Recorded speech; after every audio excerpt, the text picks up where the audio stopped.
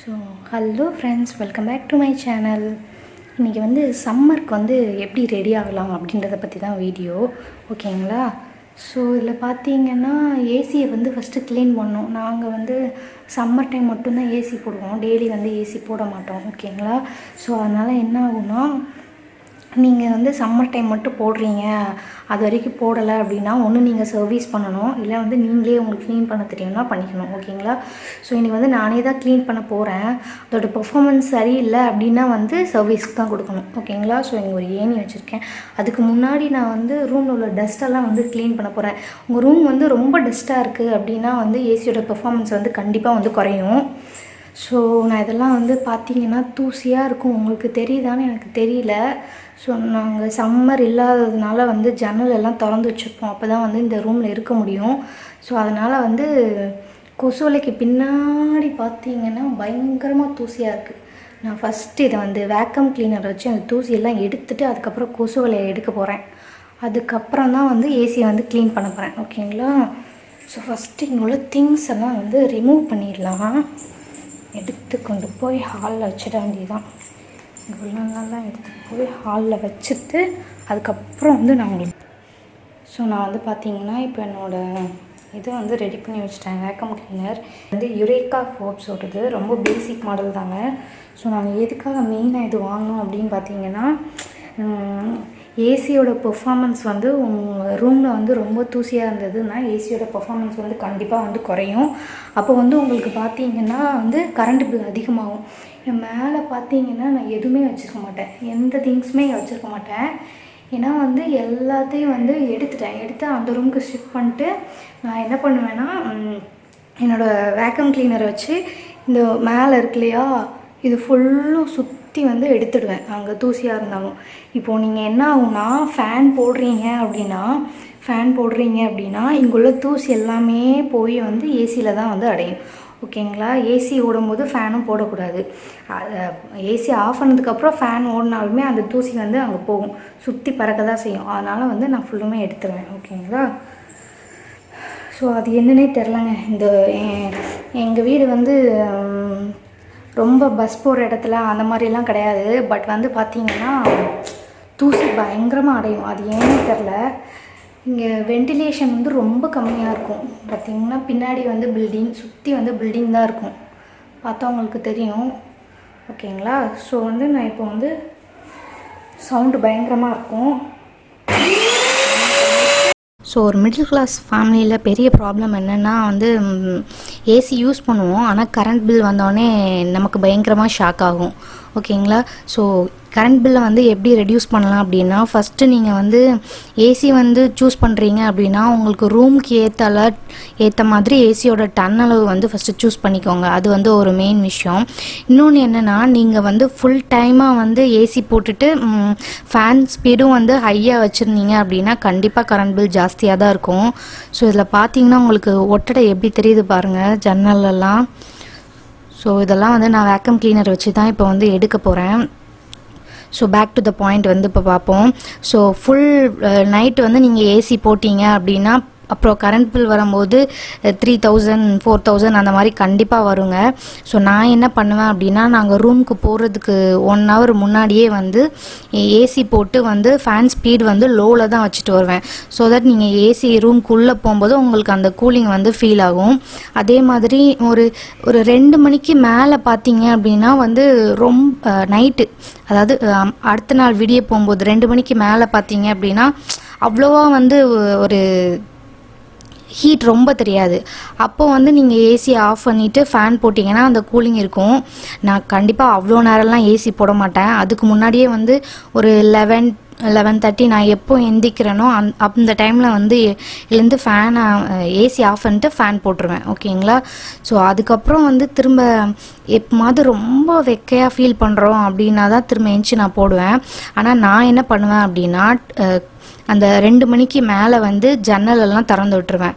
அப்போது வந்து அந்த கூலிங் வந்து கொஞ்சம் நல்லாவே இருக்கும். அதே மாதிரி நம்ம வெளியில் உள்ள ஏர் வெளியில் உள்ள காற்றையும் வந்து நம்ம சுவாசித்த மாதிரி இருக்கும், ஃபுல் ஏசியில் இருக்காமல்.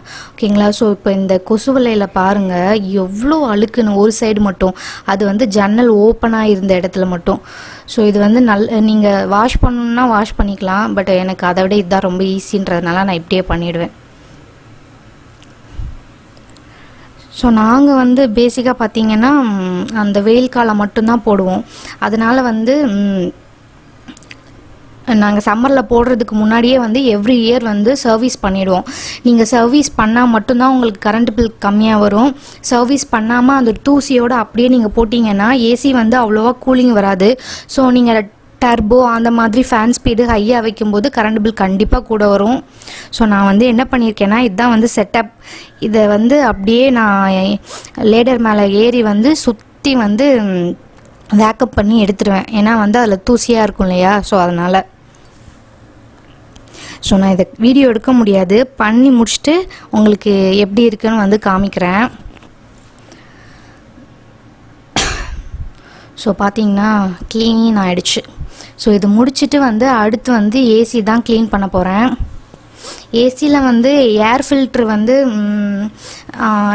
சர்வீஸ் பண்ண வரவங்க சொல்லுவாங்க, மேக்ஸிமம் ஒரு 6 மந்த்ஸ்க்கு ஒன்ஸாவது க்ளீன் பண்ணுங்கள், அந்த ஏர் ஃபில்டரை எடுத்து நீங்கள் நம்ம க்ளீன் பண்ணணும் அப்படின்னு சொல்லுவாங்க. ஸோ இந்த மாதிரி வந்து 2 சைடும் வந்து நான் ஒரு கையில் மொபைல் வச்சுருக்கனால என்னை சைமல்டேனியஸில் 2 பக்கமும் தூக்க முடியல. ஸோ நீங்கள் 2 கையும் வந்து ஒரே டைமில் வச்சு இந்த மாதிரி எடுத்தீங்கன்னா அப்படின்னா ஏசி ஓப்பன் ஆகிடும். ஸோ மேலே தள்ளி வச்சுட்டு நம்ம இப்போ வந்து ஏர் ஃபில்டர் வந்து எடுத்து அதை வந்து அதில் பயங்கர தூசியாக இருக்குங்க. நாங்கள்லாம் கிட்டத்தட்ட ஒரு 2 மந்த்ஸ் போடுறோன்னு வைங்களேன், அந்த ஒவ்வொரு மாதமும் நாங்கள் வந்து க்ளீன் பண்ணுவோம். ஏன்னா எங்களுக்கு அவ்வளோ தூசி வந்து அடையும்.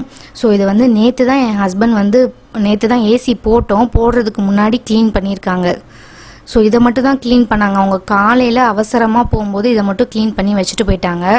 ஸோ நான் இப்போ வந்து என்ன பண்ண போகிறேன்னா, இந்த இடத்துலலாம் வந்து க்ளீன் பண்ண போகிறேன். ஏர் ஃபில்டரை வந்து க்ளீன் பண்ணியாச்சு. உங்களுக்கு தெரியுதான்னு தெரில, இது காயில்னு என்னமோ சொல்லுவாங்க, அதுக்கு டெக்னிக்கல் நேம்லாம் எனக்கு தெரியாது. ஸோ இது வந்து இப்போ எங்களுக்கு பரவாயில்ல, நாங்கள் நேற்று க்ளீன் பண்ணதுனால இன்றைக்கி க்ளீனாக இருக்குது. பட் ரொம்ப தூசியாக இருக்குங்க. இதை க்ளீன் பண்ணி மாட்டினா தான் வந்து ஏசி வந்து பர்ஃபார்மன்ஸ் நல்லாயிருக்கும். ஸோ இது இருக்கட்டும், நான் அடுத்து வந்து உங்களுக்கு அங்கே க்ளீன் பண்ணுறது காமிக்கிறேன். ஒரு ப்ரஷ்ஷோ இல்லை வந்து பெயிண்ட் ப்ரஷ் இருக்கும் இல்லையா, அதில் சின்னதோ அப்படி இல்லைன்னா டூத் ப்ரஷ் மாதிரி இருக்கும் இல்லையா, அது வச்சு கூட நீங்கள் க்ளீன் பண்ணலாம். உங்களுக்கு பார்த்தா தெரியும் எவ்வளோ அழுக்காக இருக்குன்னு. ஸோ இதை வந்து நல்லா க்ளீன் பண்ணிட்டோம்னா வந்து எங்களுக்கு எப்படின்னா, நாங்கள் வந்து ஃபேன் ஸ்பீட் வந்து 1 தான் வச்சுருப்போம். அதே மாதிரி டெம்பரேச்சர் வந்து 25, 26 இதுக்கு கீழே வந்து நம்ம போகவே கூடாது. அதுக்கு கீழே வந்து போனோன்னா, நீங்கள் குழந்தைங்களும் படுத்துருக்காங்க அப்படின்னா அவங்க வந்து வெயில் வந்து அவங்களால தாங்க முடியாது. வெளியில் உள்ள டெம்பரேச்சருக்கு வந்து அவங்க செட் ஆக முடியாது. அதனால் வந்து 25, 26லேயே வைங்க. ஸோ இப்போ வந்து இந்த ஏர் ஃபில்டரை வந்து நான் மாட்டிகிட்ருக்கேன். ஸோ 2 பக்கமும் கரெக்டாக வச்சு இந்த மாதிரி ஃபிட் பண்ணிவிட்டு மேலே தள்ளிட்டேன்னா இது போயிடும். ஸோ இந்த மாதிரி லாக் பண்ணிட வேண்டியதான். ஸோ இதை வந்து இப்படி மூடிட்டு 2 கார்னரில் அப்புறம் வந்து சென்டரில் ஒரு அடி அடிச்சிங்கன்னா வந்து செட் ஆகிடும். பார்த்து அடிங்க, ஏசி உடஞ்சிராம. ஸோ நம்ம ஏசி வந்து க்ளீன் பண்ணியாச்சு. அடுத்தது பார்த்திங்கன்னா, நான் இப்போ வந்து 2 ஜக் எடுத்து வச்சுருக்கேன், மண்ணில் ஆன ஜக்கு.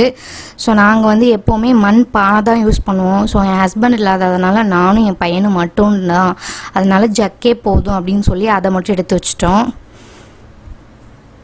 க்ளீன் பண்ணணும். அதுக்கு முன்னாடி நான் வந்து இதெல்லாம் வாங்கி வச்சிட்டேன்.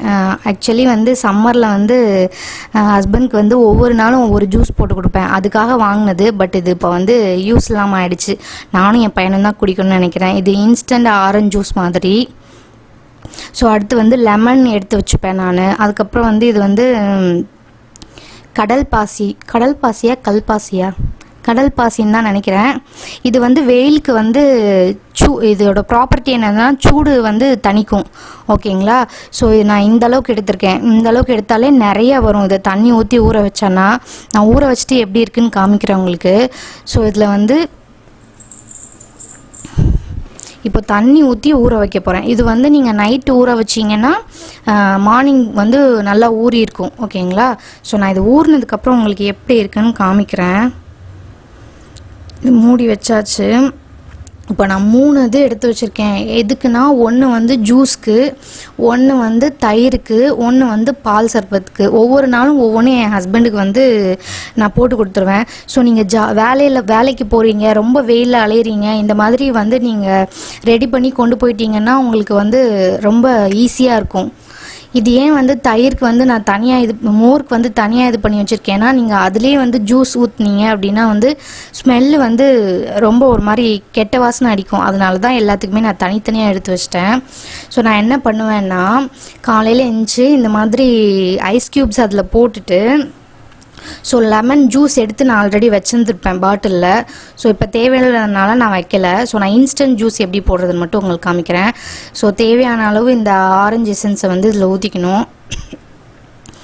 ஸோ கொஞ்சமாக நான் சுகர் சேர்த்துக்கிறேன். அதுவே மட்டுமே நீங்கள் ஊற்றலாம் சுகர் சேர்க்காமல். பட் ஒரு வாரம் தான் வரும்.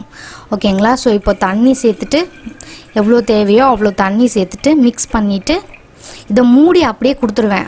நீங்கள் குடிக்கும்போது வந்து நல்லா ஷேக் பண்ணி குடிச்சிக்கோங்க அப்படின்னு சொல்லிடுவேன். ஸோ இது வந்து இன்னொரு பாத்திரத்தில் போட்டு நம்ம மிக்ஸ் பண்ணிகிட்டு இருக்க வேண்டாம். அது கழுவுற வேலை மிச்சம். பார்த்தீங்களா? நான் எப்போவுமே இப்படி தானே, கழுவுறதுன்னா ரொம்ப கஷ்டமாக இருக்குவேன். ஓகேங்களா? ஸோ இவ்வளோ தாங்க நாங்கள் சம்மருக்கு ரெடி ஆகிறது. ஸோ இந்த வீடியோ இதோடு முடிச்சுக்கிறேன். இன்னொரு நாள் இன்னொரு வீடியோவில் உங்களை பார்க்குறேன். அது வரைக்கும் பாய் ஃப்ரெண்ட்ஸ்.